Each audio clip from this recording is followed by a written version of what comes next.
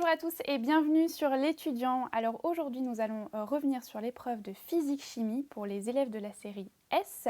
Et pour cela nous accueillons Damien Simeka. Bonjour. Bonjour Pauline. Et vous aussi, comme les candidats d'ailleurs, vous avez planché sur l'épreuve de Oui, physique-chimie et donc vous allez pouvoir nous donner quelques éléments de correction. Donc tous les candidats commençaient par la même épreuve, à savoir un exercice de chimie qui était sur 9 points, donc c'était un exercice assez conséquent quand même, oui. et qui s'intitulait « De la noix de muscade à la cosmétique ». Donc juste une précision, on ne va pas répondre à toutes les questions, mais vous pourrez retrouver l'intégralité des corrigés écrits sur le site de l'étudiant.fr. Donc dans cet exercice, on va faire un petit peu de cuisine. Et pour la première question, il fallait comprendre comment, à partir de la noix de muscade, on peut obtenir ce que l'on appelle l'alcool des parfumeurs. Donc la première partie portait sur l'extraction de la noix de muscade. Est-ce que vous pouvez nous donner quelques éléments des observations dans cette première partie ? La première partie était relativement classique, il n'y avait pas de grandes difficultés, il fallait simplement observer les documents, aller chercher les informations qui étaient dedans et observer les différentes propriétés physico-chimiques qui étaient à l'intérieur et voir effectivement les différences de solubilité que le produit avait dans différents solvants, mais ça restait quelque chose de très classique. Très bien. Est-ce que vous avez des justifications à apporter peut-être au niveau des réponses ? Alors, sur la question 1-2, par exemple, pourquoi la triméristine précipite? Tout simplement, il fallait voir qu'elle était insoluble à froid dans la propanone. La propanone, c'est de l'acétone, alors qu'elle l'était à chaud. C'est pour ça que lorsqu'on met notre ballon où il y a le mélange réactionnel, et tout simplement, on a un produit blanc qui apparaît parce que le produit précipite à froid dans la propanone. Donc ensuite, on passait à l'obtention de l'acide myristique. Oui.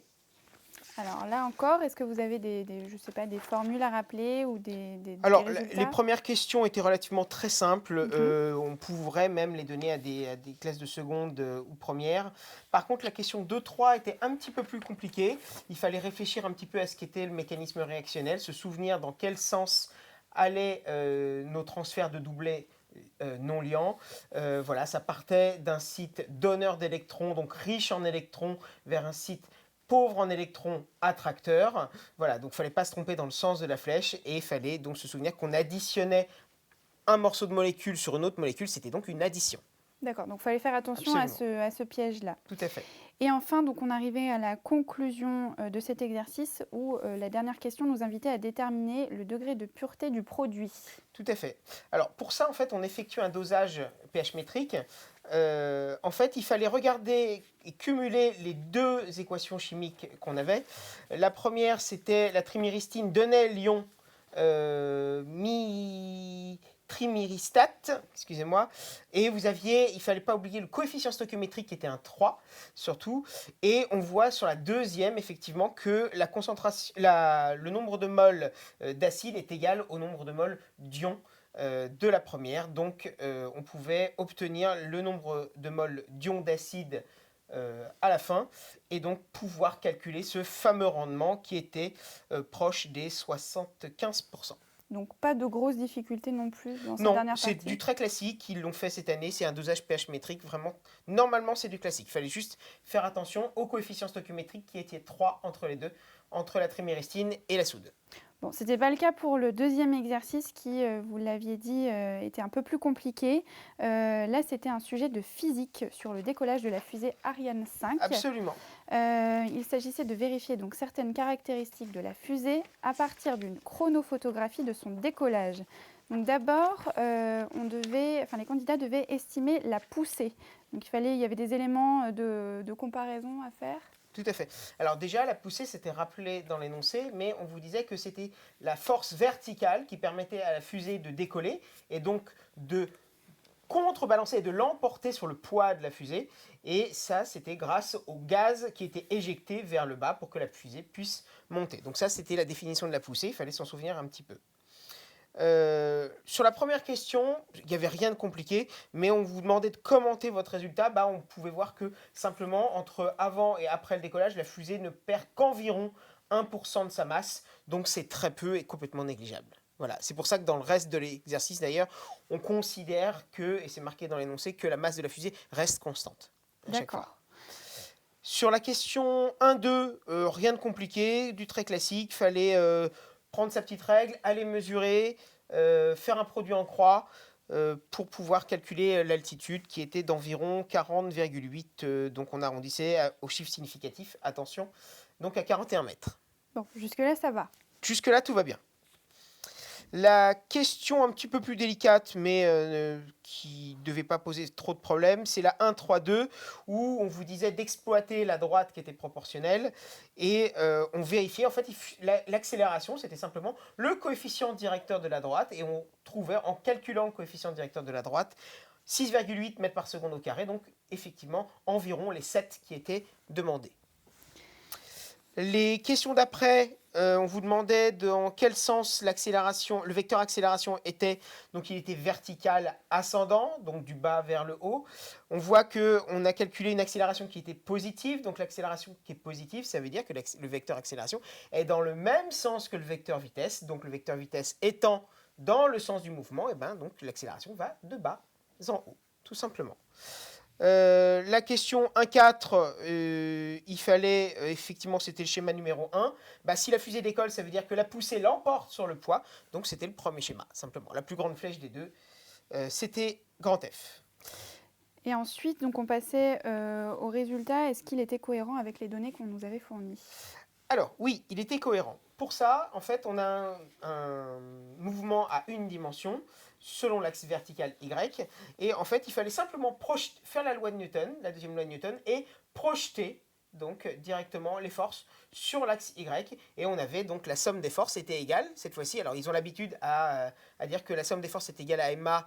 Et généralement, il y a une seule force derrière qui est souvent soit la force électrostatique, soit la force de pesanteur.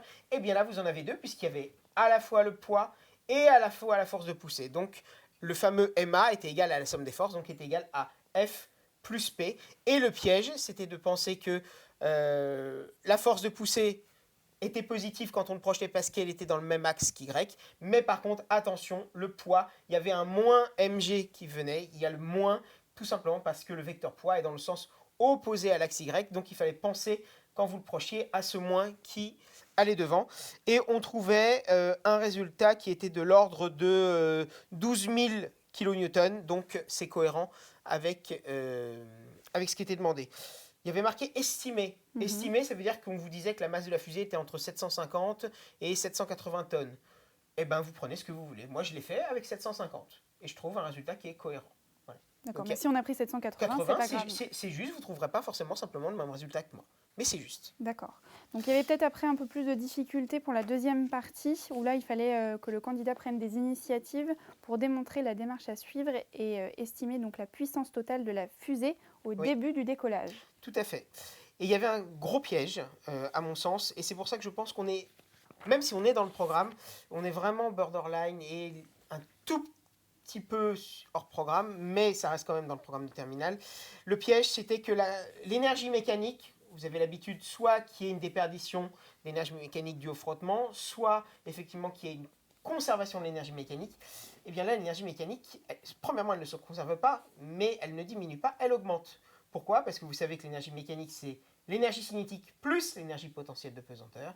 Eh bien, les deux montaient, puisqu'il y a une accélération, donc la vitesse augmentait, donc l'énergie cinétique, et la fusée, son altitude augmentait, donc l'énergie potentielle de pesanteur augmentait aussi. Donc déjà, vous ne pouvez pas utiliser la conservation de l'énergie mécanique. Ou en tout cas, ça aurait été bien plus long, il aurait fallu que vous calculiez votre variation d'énergie mécanique, que vous fassiez le théorème de l'énergie mécanique directement. Moi, je vous propose une méthode, c'est qu'on va le faire avec le travail de la force de poussée. Donc si vous faites le travail de la force de poussée, c'est le fameux F fois D fois le cosinus de l'angle entre les deux. Et là, le cosinus de l'angle entre les deux valait 0, et donc cosinus de 0 valait 1. Le travail de la force de poussée, c'était simplement la valeur de la force F que vous avez déterminée et estimée lors de la question précédente, multipliée par le vecteur déplacement. Et ça, c'était la différence d'altitude entre le 2 secondes et le 0,2 secondes. Et si on fait le calcul, on trouvait 204 mégajoules. Donc ça, c'est la valeur qu'il fallait trouver, c'est-à-dire que c'est l'énergie qu'apporte la force de poussée à notre système qui est la fusée. Et c'est cohérent, pourquoi? Parce qu'en fait, dans l'énoncé, on nous dit que le moteur Vulcain et les deux boosters, si on fait la somme des deux, apportent, en tout cas sur les 2 secondes, 200 mégajoules d'énergie, puisque l'énergie, n'oubliez pas que c'est la puissance fois le temps. La puissance, on vous les donnait à chaque fois. On vous disait que les boosters, c'était 90% du total. Donc, il fallait faire juste un tout petit peu attention à ça. Ça vous faisait 100 mégajoules par seconde. On a 2 secondes, donc multiplié par 2, 200 mégajoules, et on retrouvait notre résultat aux erreurs de mesure près et de calcul. On a bien le résultat qu'on voulait. Voilà, après, il y avait plusieurs méthodes, vous l'avez dit. Tout à fait. Mais le résultat était là. Oui. Alors, pour parler donc du troisième exercice, là, ce n'était pas le même. Donc, pour tous les élèves, ça dépendait de ceux qui avaient pris ou non la spécialité physique-chimie. Dans tous les cas, donc, il s'agissait d'un sujet de physique sur le diapason à fourche. Donc, pour le sujet obligatoire, il fallait étudier les caractéristiques produites par le diapason. Déjà, est-ce que le son obtenu était pur? C'était l'objet de la première question. Eh bien non, mais ça c'était très facile pour vous. D'accord? Vous savez qu'un son pur, c'est un son qui a une forme sinusoïdale en tout cas. Donc là, vous voyez que ça n'a rien d'une forme sinusoïdale, donc vous ne pouvez pas dire que le son était pur. Donc c'est un son complexe. Et est-ce que c'était conforme à ce qu'avait annoncé le constructeur? C'était la deuxième question. Alors, oui, aux erreurs de mesure près, pareil, on vous dit qu'il doit émettre un La3 à 440 Hz. Avec le calcul, vous deviez calculer la période, puis la fréquence. On trouvait 450 Hz, donc c'était proche. Simplement pour être le plus précis possible, à chaque fois, on vous demande de calculer et de mesurer sur un maximum de périodes possibles et de rediviser après par le nombre de périodes. Voilà. Alors ensuite, on passait à la phase de numérisation du signal. Tout à fait. Déjà, comment on pouvait distinguer le signal analogique du signal numérique? Alors ça, c'est du cours, tout simplement. En fait, vous savez qu'un signal analogique, c'est un signal qui arrive avec des données en continu. Et un signal numérique, c'est en fait le signal analogique qui est prélevé à intervalles de temps réguliers, ce qu'on appelle des échantillons. On va faire un échantillonnage. Et donc, c'est un signal discret, avec des valeurs discrètes qu'on prend à intervalles de temps réguliers. D'où cette fameuse période d'échantillonnage, qui est le temps entre deux échantillons prélevés du signal analogique. Et est-ce que vous pouvez donner aussi l'intérêt d'augmenter la valeur de la fréquence d'échantillonnage et peut-être l'inconvénient aussi? Alors oui, l'avantage c'est qu'on aura un son plus proche de la réalité parce que le vrai véritable son, c'est le signal analogique puisqu'on reçoit des données en continu. Donc si on diminue la période, on diminue le temps entre deux échantillons, ça veut dire qu'on augmente cette fréquence d'échantillonnage, c'est-à-dire le nombre d'échantillons que vous avez par seconde, et donc le son est de bien meilleure qualité. L'inconvénient, que ça prend bien plus de place. Voilà. Très bien. Et enfin, donc, dans la troisième partie, il fallait étudier l'émission du son produit par un diapason et montrer que les mesures trouvées étaient cohérentes avec la courbe donc, qui figurait dans l'exercice. Alors, peut-être qu'on peut revenir avant, éventuellement, sur la question 2-3 qui était un tout petit peu délicate parce que le numérique, ça fait très longtemps que ce n'était pas tombé. Donc, on s'y attendait. Voilà, on vous donnait la fréquence d'échantillonnage qui était 44 000 kHz. Ça veut simplement dire que vous avez 44 000 échantillons par seconde que vous avez prélevés. Ça veut dire que sur 2 secondes, puisqu'on vous donnait ce fameux delta T, vous avez 88 000 échantillons à chaque fois. Donc, on vous disait aussi que chaque échantillon était codé sur un poids de 32 bits. Donc, il suffisait simplement de multiplier 88 000 par 32. On obtenait une valeur en bits. Et pour l'obtenir en octets, on avait la conversion, il fallait diviser par 10. Et on trouvait 352 kilooctets, donc on était bon. Et donc pour la troisième partie, est-ce que là, il y avait des difficultés? Sur la 3.1, alors il n'y avait pas grand-chose de très difficile. La question était originale. Il fallait, vous savez que la formule, c'est des décibels, c'est L égale 10 log de I sur I0. Et bien là, en fait, il fallait directement utiliser I. Donc I était égal à I0, 10 puissance L sur 10. Et puis, on faisait le rapport de IB2 sur IB1. Et I0, on ne vous le redonnait pas, donc c'est normal, il se simplifiait, il n'y en avait pas besoin. Et on retrouvait ce fameux facteur 50 entre les deux. Pour la question 3.2, pareil, plutôt facile. Il suffisait d'appliquer la formule qu'on nous donnait. 42 moins 59, ça faisait moins 17. Et donc, c'était cohérent avec le graphique qu'on nous donnait. Très bien, donc là c'est tout pour l'épreuve obligatoire. On va passer donc à l'épreuve de spécialité. Oui. Là l'exercice était légèrement différent puisqu'il s'agissait de bien accorder le diapason pour qu'il fasse le même son de fréquence. Déjà on peut peut-être revenir rapidement sur les 2 premières questions préliminaires qui étaient assez simples. Tout à fait. Alors déjà le son en spécialité, ça fait très longtemps que c'est pas tombé. C'était tombé la première année du nouveau bac et plus depuis, en tout cas en métropole. Donc on s'y attendait. Alors, c'est la mode de pouvoir mettre des questions préliminaires pour les aider. La première question, c'était simplement une analyse dimensionnelle. Donc, il fallait faire un tout petit peu attention. N'oubliez pas que la racine carrée, c'est puissance 1/2. Quand vous êtes au dénominateur, c'est -1 ou -1/2 si on est au dénominateur de la racine. Normalement, il n'y avait aucune difficulté. On trouvait bien des secondes -1 à la fin et les secondes -1 sont bien des hertz. La question 2, c'était d'une facilité déconcertante. C'est une formule qu'ils connaissent absolument par cœur. La fréquence, c'est la vitesse de propagation de l'onde divisée par la longueur d'onde. On veut lambda et on trouvait une longueur d'onde de 78,6 cm. Et enfin, donc, il fallait résoudre un problème et donner les instructions pour que chaque diapason émette le même son de fréquence. Est-ce que vous avez des consignes à donner? Tout à fait. Alors, c'est plus des consignes, puisqu'il y a plein de méthodes différentes. Nous, ce qui nous intéresse, c'est que vous nous en donniez une. Alors, déjà, lorsque vous regardez la formule, vous voyez que la fréquence soit doit augmenter, soit diminuer. Et vous voyez qu'effectivement, par rapport à D ou L, vous en déduisez si la largeur de chaque branche du diapason ou leur longueur doivent augmenter ou diminuer. On n'avait pas la valeur de EA ni la masse volumique de l'aluminium, donc il fallait trouver un moyen de s'en débarrasser. La première chose, c'était d'isoler, par exemple. Moi, je suis parti pour isoler petit d dans la formule. Et regardez ce que ça fait. Et une fois que vous avez ça, en fait, il fallait cumuler, pour simplifier EA et ρA, il fallait pouvoir simplifier ces formules, donc faire des rapports de distance. Moi, par exemple, j'ai fait le rapport de D du LA3 sur D1, c'est-à-dire la largeur du premier diapason. Et j'en ai déduit le rapport qu'il doit y avoir entre les deux pour qu'on ait justement ce fameux 440 Hz pour le LA3.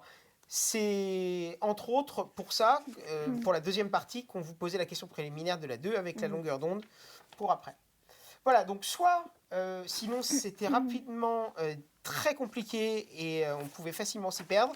Moi, j'ai choisi de garder la largeur de chaque branche pour chaque fréquence identique, les fameux 7 mm.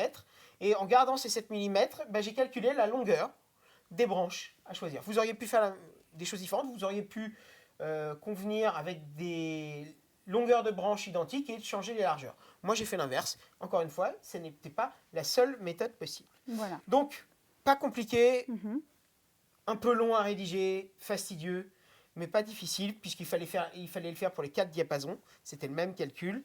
Et on vous parlait aussi des caisses de résonance. On vous disait que le son résonne bien dans la caisse de résonance si la longueur d'onde, il y avait un facteur 1/4, plus ou moins, avec un facteur impair. Donc en fait, si on divisait la longueur d'onde qu'on avait trouvée à 0,786 mètres, si on la divisait par 4, on trouvait 0,197 mètres. Donc 19,7 cm. Et 19,7 cm pour une petite boîte de résonance, c'est plutôt très convenable. Donc ça résonne bien.